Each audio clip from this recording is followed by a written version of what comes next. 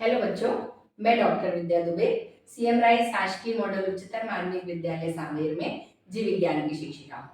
बच्चों, मैं आशा करती हूँ आप सभी स्वस्थ होंगे और आपकी पढ़ाई बहुत अच्छी चल रही होगी।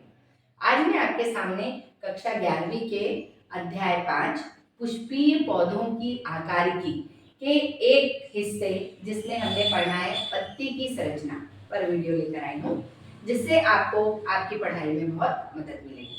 आइए हम शुरू करते हैं। जैसा कि हम सभी जानते हैं कि सभी पौधों के मुख्यतः 3 भाग होते हैं, जिसे आप वर्धी या कायिक भाग भी कहते हैं। कौन कौन से? जड़, तना और पत्ती। जिसमें से हम जानते हैं जड़ कहाँ होती है। अधिकांशतः हमने सभी पौधों में देखा है कि जड़ भूमि के अंदर होती है।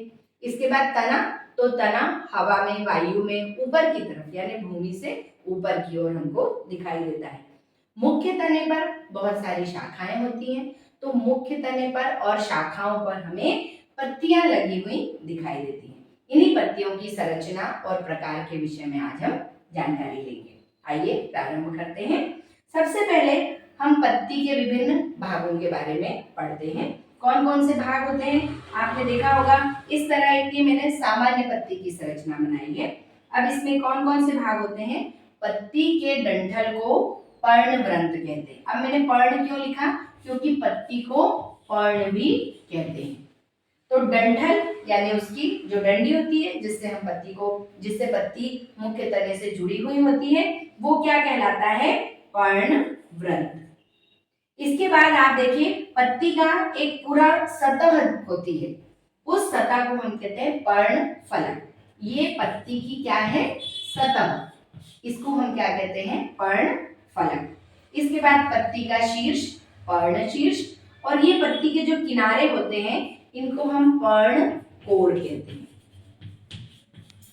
तो कितने भाग देखे हमने किसी भी एक सामान्य पत्ती में? पत्ती का डंठल पर्णवृंत, पत्ती की सतह पर्णफलक, पत्ती का शीर्ष पर्णशीर्ष, और पत्ती का जो किनारा है वह पर्णकोण कहलाता है।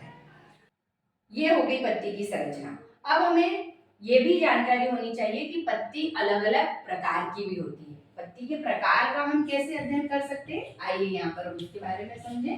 कौन कौन से प्रकार की हो सकती है?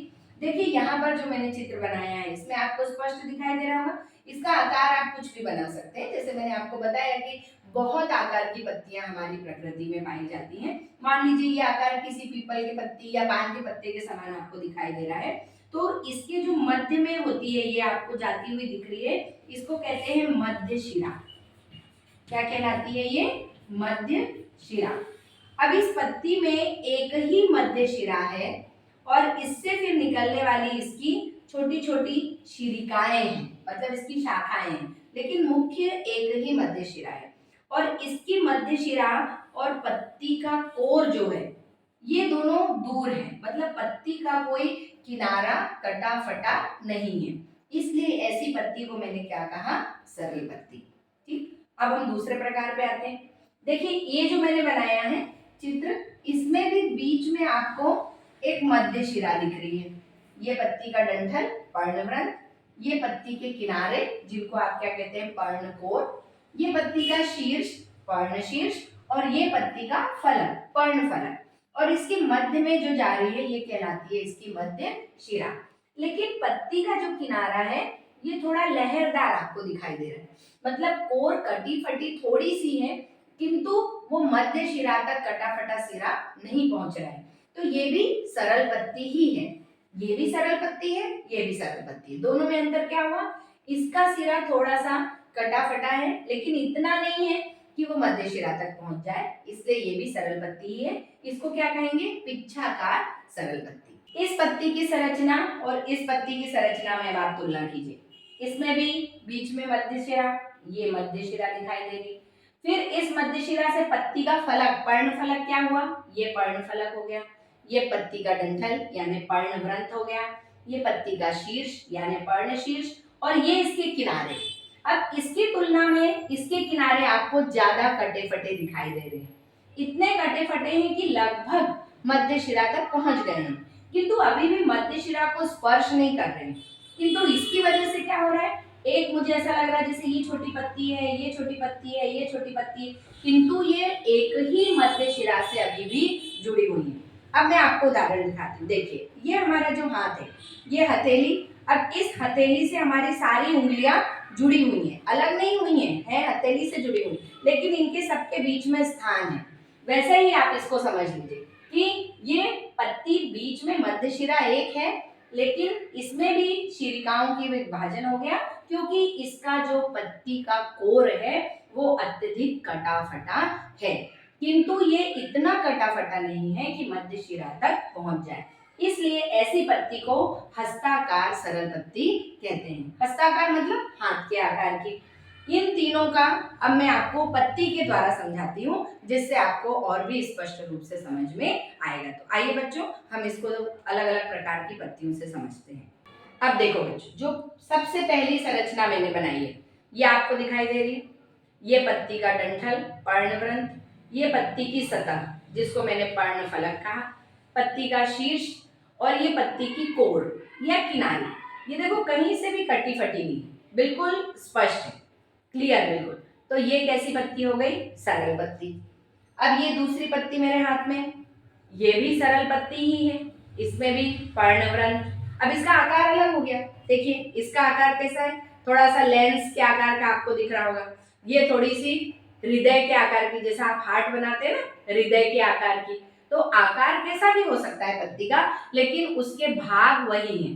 कैसे? पर्णवृंत, पत्ती की सतह यानी पर्णफलक, पत्ती का शीर्ष, पत्ती का किनारा यानी पत्ती की कोर। अब बीच में ये देखिए इसके मध्य शिरा आपको दिखाई दे रही है, ये डंठल से जुड़ती हुई पूरी इसके शीर्ष तक जाती हुई दिख रही होगी आपको। ऐसे ही इसकी भी आप मध्य शिरा देखिए, बिल्कुल आपको स्पष्ट, जो पत्ती का डंठल है इससे पूरा ऊपर तक जाती हुई दिख रही है, यानी एक ही मध्य शिरा है इसमें भी। तो ये भी सरल पत्ती। इसमें भी एक ही मुख्य मध्य शिरा है, तो ये भी सरल पत्ती। अब इसके बाद आप इस पत्ती को देखिए, ये जो हमने यहां पर संरचना बनाई है, ये इस पत्ती की संरचना दिखाई दे रहा है आपको। पर्णवृंत, इसके बाद ये पर्णफलक, लेकिन इसका पर्णफलक या पर्णकोर जो है वो इतना अधिक कटा फटा है कि लगभग मध्य शिरा तक पहुंच गया है। लगभग, पूरी तरह से नहीं हुआ है ना। ये देखिए पीछे मध्य शिरा आपको दिखाई दे रही है। अब ये कट के यहाँ तक तो ऐसा लग रहा है जैसे ये एक पत्ती है, ये भी एक पत्ती है, ये भी एक पत्ती, किंतु ये सब आपस में अभी भी जुड़े हुए हैं। इसीलिए हमने हाथ के आकार का, इसलिए हमने इसका नाम क्या दिया? हस्ताकार सरल पत्ती। तो ये तीनों ही सरल पत्तियां हैं, लेकिन केवल इनके कोर, पर्ण के कोर कैसे हैं उसके आधार पर हमने इनको अलग अलग प्रकार में बांटा। अब दूसरा प्रकार है संयुक्त पत्ती। पहले इसको समझ लेते हैं कि कैसे बनी होगी। अब हम जानते हैं कि बीच में मध्यशिरा, पर्णवृंत, पर्णकोर और पर्णशीर्ष। अब आप इस तरह से इसको कल्पना कीजिए कि ये पर्णकोर क्या हो रहा है, इसका इतना ज्यादा कट रहा है कि उसका कटाव कहां तक पहुंच रहा है? मध्यशिरा तक। देखिए आप ध्यान से, मैं इसके भी आपको पत्ती के भी प्रकार दिखाऊंगी तो आपको और स्पष्ट हो जाए। अब अगर पर्णकोर इतना कटाफटा हो जाए कि वो मध्यशिरा तक पहुंच जाए, तो कुछ इस तरह से हमें दिखाई देने लगेगा कि ये छोटे छोटे, अब मैं इनको पत्ती ना कह के क्या कहूंगी? पत्रक। अब आप नीम की पत्ती को इमेजिन करिए, इस पूरी को अब आप एक पत्ती कहते हैं। तो इसकी मध्यशिरा, ये मुख्य मध्यशिरा हो गई। अब ये छोटे छोटे पत्रक बन गए, इसीलिए मैंने इसको पत्ती ना कह के क्या कहा? पत्रक। ये पूरी एक पत्ती, और ये क्या हो गए? पत्रक के फलक। इस पत्ती और इस पत्ती में, दोनों में हम अंतर करते हैं संरचना में। देखिए ये एक मुख्य अक्ष, अब इसका ये मुख्य अक्ष, लेकिन इसमें फिर एक और, फिर एक, फिर यहाँ पे पत्रक लगे हुए हैं, ये भी पत्रक। तो ये भी संयुक्त पत्ती है, ये भी संयुक्त पत्ती है। अब मैं आपको उदाहरण से दिखाती हूँ तो आप ज्यादा अच्छे से समझ पाएंगे। देखिए नीम की पत्ती या कड़ी पत्ता आपने देखा होगा, इसमें ये एक मध्य शिरा रही होगी। अब इसका पर्ण फलक जो था वो इतना अधिक कटाफटा हो गया कि वो मध्य शिरा तक पहुंच गया, तो ये पूरी एक पत्ती होगी। ठीक है, इसमें दोनों तरफ पर्ण फलक लगे हुए और एक पत्रक लगे हुए हैं और एक अकेला ऊपर है। अब दूसरा प्रकार मेरे हाथ में जो है उसे देखिए, इसमें आपको अंतर दिख रहा है दोनों में, कैसा है ये? यहाँ पर एक ही पत्ती थी, अब इसमें एक ये अक्ष, फिर ये अक्ष और फिर इस पर पत्रक लगे हुए, तो ये भी संयुक्त पत्ती है, ये भी संयुक्त पत्ती है। तो अब सरल पत्ती और संयुक्त पत्ती में अंतर, मुख्य क्वेश्चन जो हमारा प्रश्न कि सरल पत्ती और संयुक्त पत्ती में अंतर कैसे करेंगे। तो सरल पत्ती कैसी पत्ती हुई? ऐसी पत्ती जिसका कोर या सिरा कटा फटा नहीं होता है या इतना कटा फटा हो कि वह मध्य शिरा को स्पर्श न करे, तो यह पत्ती कहलाती है सरल पत्ती।